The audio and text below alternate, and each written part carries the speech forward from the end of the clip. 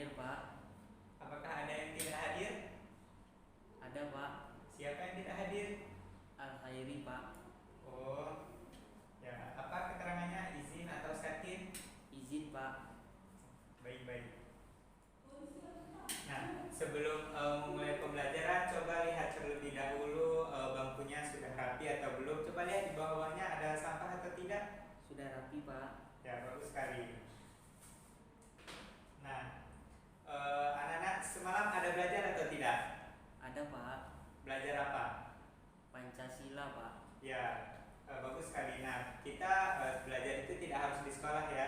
Bisa belajar di rumah, belajar dengan kakak, belajar dengan orang tua, belajar dengan adik. Pokoknya kita bisa belajar dengan semua anggota keluarga di rumah. Atau juga kita bisa belajar bersama teman. Nah, untuk hari ini kita masuk tema baru belajar, yaitu tema 5.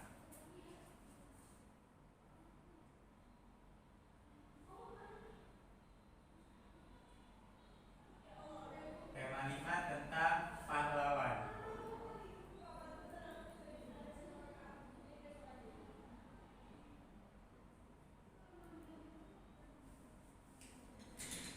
Subtema 1,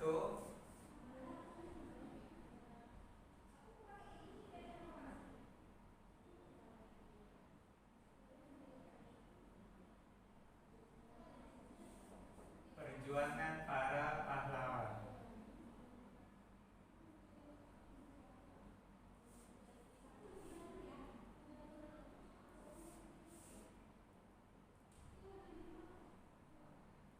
Pembelajaran ke-1.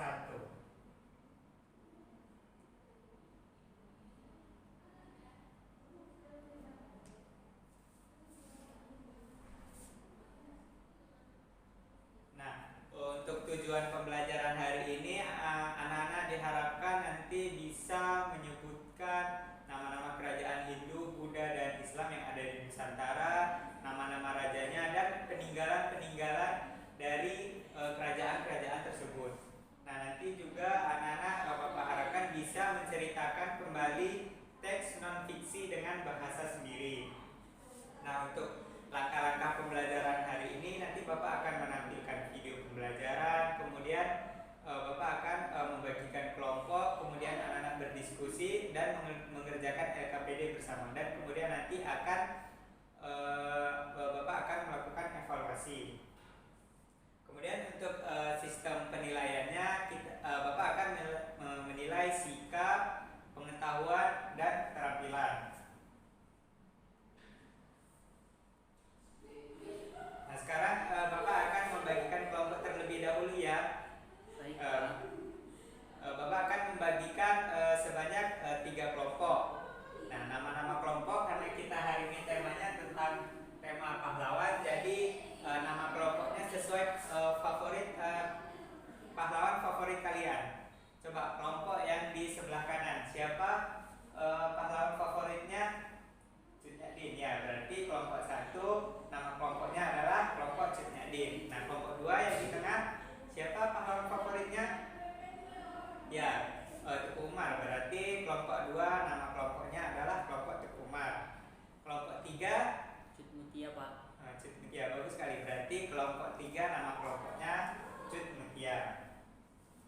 Nah, sekarang Bapak akan menampilkan sebuah gambar. Coba siapa yang mau menceritakan gambar yang Bapak tampilkan? Ada yang mau menceritakan apa sih yang ada pada gambar tersebut? Ada yang mau? Saya, Pak. Ya, coba Aramiko. Seorang anak sekolah yang membantu orang tua menyeberang jalan, Pak. Ya, bagus sekali. Nah, dilihat dari gambar tersebut,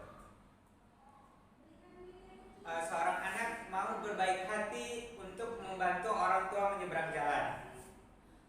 Nah, dari sifat anak tersebut bisa kita lihat bahwa ada rasa ingin membantu anak tersebut untuk membantu orang tua yang menyeberang jalan. Nah, bisa disimpulkan bahwa anak tersebut memiliki sifat pahlawan, sifat ingin membantu. Nah, anak-anak perlu ketahui bahwa memiliki sifat pahlawan itu tidak harus kita berperang, tidak harus kita menjadi seorang tentara atau polisi atau kita ikut berperang di masa-masa penjajahan Belanda, tidak harus seperti itu. Nah, pada sekarang ini anak-anak semua juga bisa memiliki sifat pahlawan dengan contohnya seperti gambar tadi, membantu orang tua menyeberang jalan, membantu orang tua sendiri di rumah, membantu teman-teman, menjemput teman-teman yang ketika sakit, dan masih banyak sekali.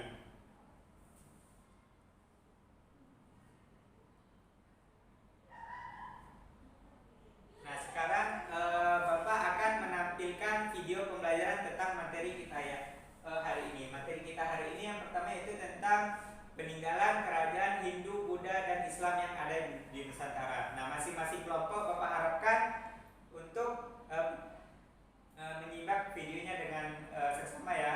Baik, Pak. Nah, Bapak akan menampilkan video tersebut.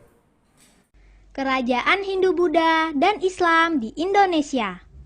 Kerajaan Kutai. Kerajaan Kutai adalah kerajaan Hindu tertua di Indonesia.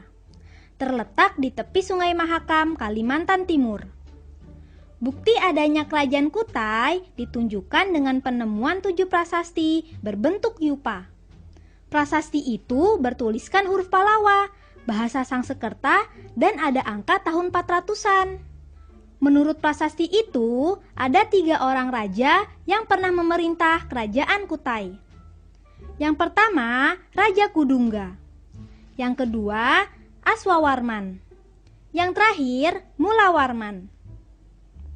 Raja Mulawarman dikenal sebagai raja besar karena banyak memberi sedekah demi kemakmuran negerinya. Kerajaan Hindu lainnya adalah Tarumanegara. Kerajaan ini terletak di Bogor, Jawa Barat. Tarumanegara berkembang pada abad ke-5 Masehi antara tahun 400 sampai 500 Masehi. Bukti berdirinya Tarumanegara adalah 7 prasasti yang ada di Bogor, Banten, dan Jakarta. Prasasti itu bertuliskan huruf Palawa dan bahasa Sansekerta. Dalam prasasti, Raja Purnawarman diceritakan sebagai raja yang bijaksana. Pada prasasti Ciareten, ada sepasang telapak kaki Raja Purnawarman sebagai telapak kaki Dewa Wisnu. Dewa Wisnu adalah dewa pemelihara dalam Trimurti Hindu. Di prasasti Tugu diceritakan Raja Purnawarman di saat 22 tahun pemerintahannya telah menggali Sungai Gamati dan Sungai Candabaga. Proyek ini ditutup dengan persembahan hadiah 1000 lembu kepada para Brahmana. Kerajaan Buddha di Indonesia. Kerajaan Sriwijaya. Menurut berita Cina, Kerajaan Sriwijaya berdiri pada abad ke-7 Masehi di hulu Sungai Kampar, Sumatera Selatan. Keberadaan Kerajaan Sriwijaya dibuktikan dari 5 prasasti berhuruf Palawa, berbahasa Melayu kuno. 3 prasasti ditemukan di Palembang, 1 prasasti di Bangka, dan 1 lagi di daerah Jambi. Kerajaan Sriwijaya dikenal sebagai kerajaan maritim yang sangat kuat karena memiliki armada tangguh yang menguasai perairan yang luas. Armada Sriwijaya mampu melindungi perairan Asia Tenggara dan mengembangkan perdagangan internasional. Sriwijaya menjadi pusat penyebaran agama dan budaya Buddha Mahayana di Asia Tenggara. Kerajaan Islam di Indonesia. Sultan Alimugoyat Shah menjadi raja pertama Aceh. Kerajaan Aceh mengalami puncak kejayaan di masa kepemimpinan Sultan Iskandar Muda. Perkasa alam bergelar Sultan Iskandar Muda berhasil membersihkan Portugis yang ketika itu sudah mulai merembes masuk ke daratan Kesultanan Aceh. Dengan kecakapannya dalam kepemimpinan dan kemiliteran, Sultan Iskandar Muda berhasil meluaskan wilayah hingga seberang lautan. Pasukan Portugis yang terdesak di mana-mana oleh Aceh pun akhirnya mundur ke Malaka. Sultan Iskandar Muda berhasil membangun kekuatan militer yang sangat mengagumkan di masanya. Pasukan gajah, pasukan kavaleri dengan menggunakan kuda-kuda Persia, kapal-kapal perang yang mampu mengangkut hingga 800 prajurit, serta pasukan infanteri yang dilengkapi dengan meriam. Kerajaan Mataram Islam muncul setelah Kerajaan Demak runtuh. Setelah kekuasaan Jaka Tingkir diserahkan kepada Pangeran Benowo, terjadi kekacauan. Kekuasaan Demak diserahkan kepada Sutawijaya. Sutawijaya menjadi raja pertama Kerajaan Mataram dengan beribu kota di Kota Gede. Sultan Agung Hanyokrokusumo atau Mas Rangsang adalah raja terbesar Mataram Islam. Beliau bercita-cita untuk menyatukan Pulau Jawa dalam Kerajaan Mataram dan mengusir VOC dari Batavia. Apakah anak-anak semua sudah memperhatikan videonya? Sudah, Pak. Nah, sekarang Bapak akan bertanya. Coba ke kelompok Cutnyadin terlebih dahulu. Coba sebutkan salah satu nama kerajaan Hindu. Kerajaan Kutai. Ya, bagus sekali. Coba kelompok 2 sebutkan salah satu kerajaan Buddha. Nah, sekarang kelompok 3 coba sebutkan salah satu kerajaan Islam yang ada di Nusantara. Kerajaan Aceh, Pak, Iskandar Muda. Ya, bagus sekali. Nah, bisa kita lihat dari video tadi banyak sekali raja-raja yang berjuang sangat keras untuk rakyat-rakyatnya. Contohnya tadi seperti ada Raja Purnawarman ya. Raja Purnawarman itu adalah salah satu raja dari Kerajaan Tarumanegara. Nah, bisa lihat dari Raja Purnawarman tadi berjuang sangat keras untuk mengusir perompak yang menyerang kerajaannya. Nah, dari situ Raja Purnawarman juga membuat bendungan air yang menyalurkan air kepada rakyat-rakyatnya sehingga rakyatnya bisa sejahtera. Nah, berhubungan dengan materi kita selanjutnya yaitu tentang teks non-fiksi. Teks non-fiksi adalah teks yang berisi fakta atau hal-hal yang benar terjadi dalam kehidupan. Non-fiksi bersifat aktualitas atau benar-benar terjadi. Nah, di sini bisa kita lihat bahwa ciri-ciri teks non-fiksi adalah memang cerita tersebut benar-benar terjadi atau kejadian tersebut adalah kejadian nyata. Contoh buktinya bisa dilihat dari benda-benda peninggalannya. Contohnya tadi seperti kisah Raja Purnawarman. Nah, itu merupakan kisah nyata karena bisa dilihat dari ada peninggalannya yaitu berupa prasasti Cileton. Nah, di sini Bapak sudah menyiapkan tentang media pembelajaran tentang teks non-fiksi, yaitu media pembelajaran Live the Flipbook. Media pembelajaran ini berupa buku yang berlipat. Di dalamnya terdapat gambar. Nah, di balik gambar tersebut ada tulisan tentang penjelasan dari gambar. Nah, di sini teksnya berjudul tentang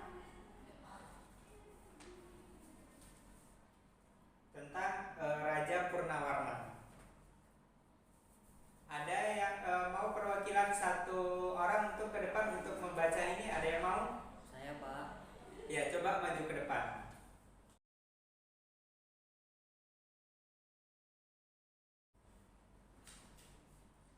Apakah sudah didengar tadi temannya membaca? Sudah, Pak. Ya, ada yang mau bertanya tentang materi hari ini? Saya, Pak. Ya, Aramiko. Pak, cerita kancil dan buaya itu cerita fiksi atau non fiksi, Pak? Ya, bagus sekali pertanyaannya. Ada yang bisa menjawab? Tidak ada ya. Ya, biar Bapak jelaskan bahwa cerita kancil dan buaya itu tidak termasuk teks non fiksi. Dia termasuk cerita fiksi. Cerita fiksi itu adalah cerita hayalan atau kisah cerita yang benar-benar tidak terjadi atau bukan kisah nyata. Contohnya tadi seperti kancil dan buaya. Nah, kan kancil dan buaya itu tidak mungkin bisa berbicara kan. Nah, itu merupakan cerita fiksi. Nah, dan cerita fiksinya itu sering disebut dengan fabel. Nah, fabel itu merupakan cerita dongeng tentang hewan-hewan. Ada lagi yang ingin bertanya? Tidak ada ya? Tidak, Pak.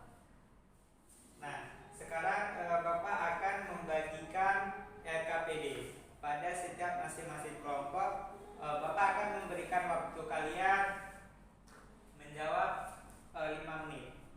Bapak akan bagikan LKPD pada setiap kelompok.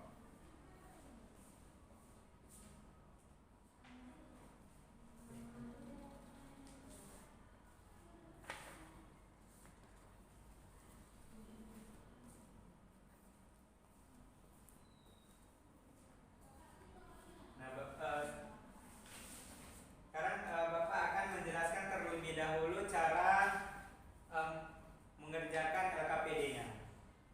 Pertama, baca terlebih dahulu petunjuknya di sini. Yang pertama, berdoalah ketika akan mengerjakan. Jadi anak-anak semua sebelum mengerjakan, jadi baca dulu Bismillah ya. Kemudian isi biodatanya, nama kelompoknya dan anggota kelompoknya tuliskan di sini. Kemudian di lembar yang kedua, jawablah pertanyaan di bawah dengan tepat. Cara menjawabnya adalah di sini ada beberapa gambar peninggalan dari kerajaan-kerajaan Hindu, Buddha, dan Islam. Dari gambar ini jawabnya ini termasuk peninggalan Hindu, Buddha, atau Islam. Nah, di sini nama kerajaannya apa dan nama rajanya. Begitu juga gambar seterusnya.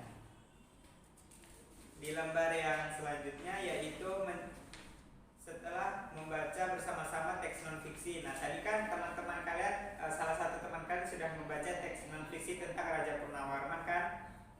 Ya, Pak. Nah, kemudian masing-masing kelompok di sini tuliskan kembali cerita teks non fiksi dengan bahasa kalian sendiri. Ya, silahkan dikerjakan. Baik, Pak. Ada yang ingin bertanya tentang LKPD-nya?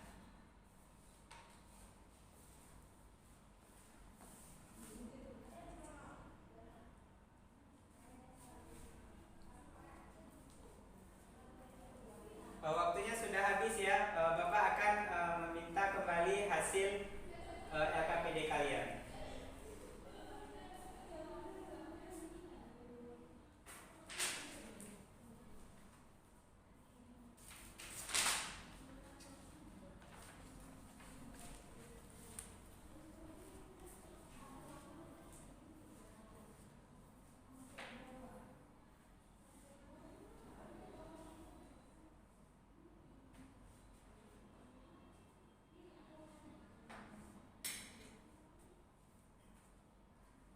Untuk pembelajaran hari ini ada yang mau menyimpulkan? Tidak ada ya. Baik, Bapak akan simpulkan pembelajaran kita hari ini. Hari ini kita sudah belajar tentang kerajaan Hindu, Buddha, dan Islam yang ada di Nusantara. Tadi nama kerajaannya ada Kutai, Sriwijaya, Tarumanegara, Kerajaan Majapahit, dan Kerajaan Aceh. Peninggalannya tadi seperti ada candi-candi, ada prasasti. Contohnya tadi seperti prasasti Ciarte, dan ada juga peninggalan berupa masjid. Nah, kita tadi juga sudah belajar tentang teks non fiksi. Teks non fiksi adalah merupakan teks cerita yang berdasarkan kisah nyata atau kejadian yang benar-benar terjadi. Nah, apakah pembelajaran hari ini menyenangkan? Menyenangkan, Pak. Ya, sebelum Bapak akhiri, Bapak akan menyampaikan pembelajaran untuk besok. Nah, besok kita akan melakukan praktek, melakukan percobaan, yaitu tentang sifat-sifat cahaya. Nah, bahan-bahannya tolong ditulis ya. Kita masih bekerja kelompok. Yang pertama ada karton,